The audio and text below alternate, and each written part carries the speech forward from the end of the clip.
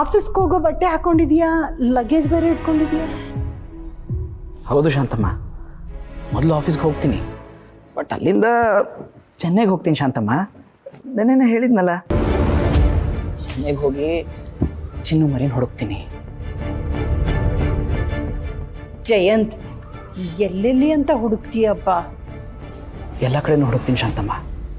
ಚಿನ್ನು ಮರಿ ಎಲ್ಲಿ ಹೋಗಿದ್ದಾರೆ ಅನ್ನೋ ಸುಳು ಸಿಗೋವರೆಗೂ ಹುಡುಕ್ತಾನೆ ಇರ್ತೀನಿ ಶಾಂತಮ್ಮ. ಅವ್ರು ಈಗಲೂ ನನಗೆ ಸಿಕ್ಕರೆ ಖುಷಿ ನನ್ನ ಜೊತೆ ಬೋರ್ಡ್ ಬಂದುಬಿಡ್ತಾರೆ ಅನ್ನೋ ಭರವಸೆ ನನಗಿದೆ. ಅದಕ್ಕೆ ಎಲ್ಲ ಕಡೆ ಹುಡುಕ್ತೀನಿ. ಅಲ್ಲ ಜಯಂತ್,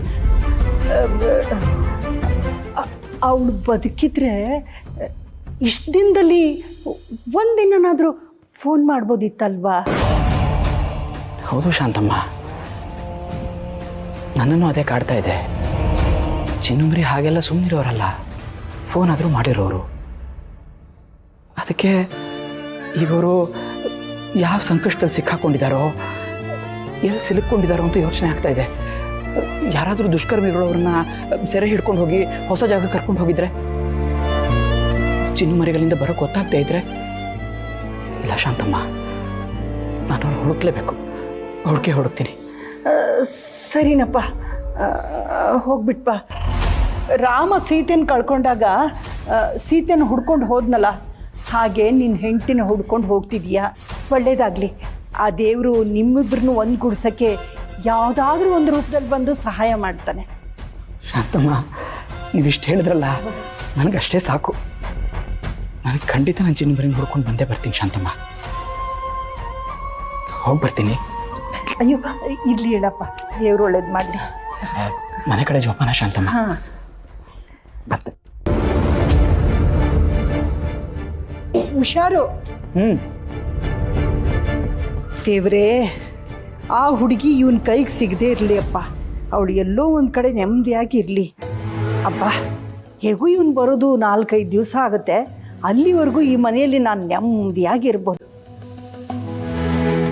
ಅಲ್ಲ ಮೊನ್ನೆ ಎಲ್ಲೋಗಿದೆ ನನ್ನ ಸಿದ್ದೇಗೌಡ? ನಿನ್ನೆಯಿಂದ ಕಾಣಿಸ್ತಾನೆ ಇಲ್ಲ. ಎಲ್ಲೋ ಹೋಗಿರ್ತಾನೆ, ಬತ್ತನ್ ಬಿಡವ. ಎಲ್ಲಿ ಹೋಗಿದ್ದಾನೆ ಅಂತ ಆ ಭಾವ ನಾನು ಕೇಳಿದ್ರೆ ಗೊತ್ತಾಗತ್ತೆ. ವರದಿ ಒಪ್ಸೋಗಿರ್ತಾನಲ್ಲ ದೊಡ್ಡ ಮನುಷ್ಯ. ಸಿಂಚನ, ನೀನು ಸಿ ಸುಮ್ಕಿರವ. ಉರಿಯೋ ಗಾಯದ ಮೇಲೆ ಉಪ್ಪು ಸುರಿ ಬೇಡ.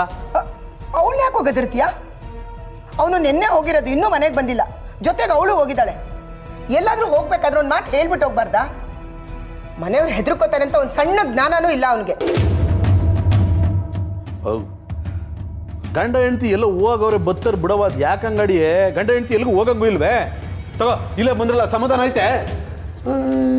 ಸಿದ್ದು, ಎಲ್ಲಿ ಹೋಗಿದ್ಯೋ? ಹೋಗಕ್ ಮುಂಚೆ ಒಂದು ಮಾತು ಹೇಳ್ಬಿಟ್ಟು ಹೋಗ್ಬಾರ್ದೇನೋ? ಅದು ಅವ ನಮ್ಮ ತೋಟ ಐತಲ್ಲವ, ಅಲ್ಲಿಗೆ ಹೋಗಿದ್ನಿ. ಅದನ್ನೇ ನಮ್ಗೆ ಯಾಕೆ ಹೇಳಲಿಲ್ಲ ಅಂತ ಕೇಳ್ತಾ ಇದ್ದೀನಿ. ಅವ ನಿನ್ನ ಕೋಪ ಮಾಡ್ಕೊಬೇಡ ಕಣವ, ಉಸಿ ಸಮಾಧಾನ ಮಾಡ್ಕೋ. ಹಂಗೆ ನಾವು ಬರ್ತಾ ತೆಂಗಿನಕಾಯಿ ಹೊಡಿಸ್ಕೊಂಡು ಹಂಗೆ ನಿನಗೆ ಅಂತ ಸಪೋಟ ಪರಂಗಿ ಹಣ್ಣು ಎಲ್ಲ ತಂದಿದ್ಮೋ, ಅದನ್ನ ಅಡುಗೆ ಮನೇಲಿ ಇಡಕ್ಕೆ ಹೇಳಿದ್ವಿ. ಆಮೇಲೆ ತಿನ್ನವ. ಏನು ಕಮ್ಮಿ ಇಲ್ಲ. ಏನಮ್ಮಿ, ಈಟೋದೆಲ್ಲ ಎಲ್ಲ ಸೇರಿಬಿಟ್ಟಿದ್ದೀರಾ? ಈಟೋದಲ್ಲಿ ಏನು ಪಂಚಾಯತಿ ನಿಮ್ಮದು? ಏನಿಲ್ಲ ಕಣಪ್ಪಯ್ಯ, ಹಿಂಗೆ ಏನೋ ಮಾತಾಡ್ತಿದ್ಲ. ಬಾಬಾ ಇಲ್ಲಿ ಕೂತ್ಕೊಳ್ಳ ಬಾ. ನಾನು ನೀನೇ ಕಣ್ ಬರವಾ, ಬಾ ಕೂತ್ಕೊಳ್ಳ ಬಾ. ತಗೊಳವ. ಏನಪ್ಪ ಇದು? ನೀನೇ ನೋಡವ.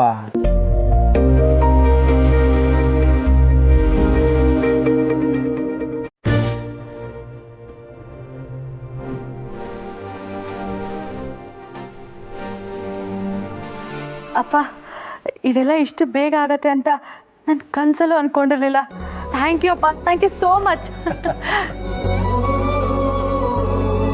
ಏನಪ್ಪಾಜಿ ಅದು?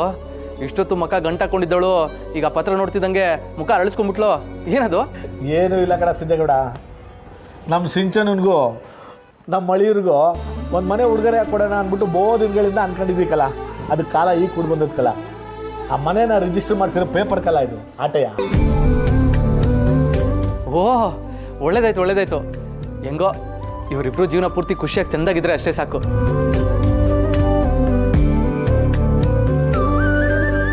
ಒಸಿ ನಗೆ ಸಿಂಚು, ನಗೆ.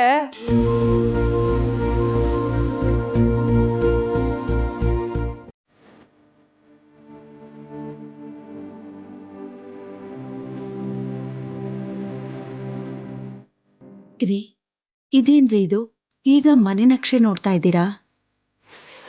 ಇನ್ನೇನು ಮಾಡಲಿ ಲಕ್ಷ್ಮಿ, ನಮ್ಮ ಮನೆ ನಕ್ಷೆನಲ್ಲೇ ಉಳ್ಕೊಂಡ್ಬಿಡ್ತು. ನಕ್ಷೆ ನೋಡ್ದೆ ಇನ್ನೇನು ನೋಡ್ಲಿ? ಯಾಕ್ರಿ ಹೀಗಂತಿದ್ದೀರಾ? ನಾವ್ ಏನ್ ಮಾಡ್ಬೇಕು ಅಂತ ಅನ್ಕೊಂಡಿದೀವೋ ಅದ್ರ ಬಗ್ಗೆ ನಮಗ್ ನಂಬಿಕೆ ಇರ್ಬೇಕು. ಆಗ್ಲೇ ನಾವು ನಮ್ ಹೆಜ್ಜೆನ ಮುಂದೆ ಇಡಕ್ಕಾಗೋದು. ನಂಬಿಕೆನ ಕಳ್ಕೊಂಡ್ರೆ ಹೇಗ್ ಹೇಳಿ? ನಮ್ಮನೇಲಿ ನಡೀತಾ ಇರೋ ಘಟನೆಗಳು, ಪರಿಸ್ಥಿತಿ ನಾನು ಇಟ್ಟಿದ್ದ ನಂಬಿಕೆನ ನುಂಗಾಗ್ತಾ ಇದೆ ಲಕ್ಷ್ಮಿ. ರೀ, ಆ ದೇವ್ರು ನಮ್ ಜೊತೆ ಇದ್ದಾನೆ. ನಾವು ನಮ್ ಸ್ವಂತ ಮನೆನ ಕಟ್ಟಿಸ್ತೀವಿ.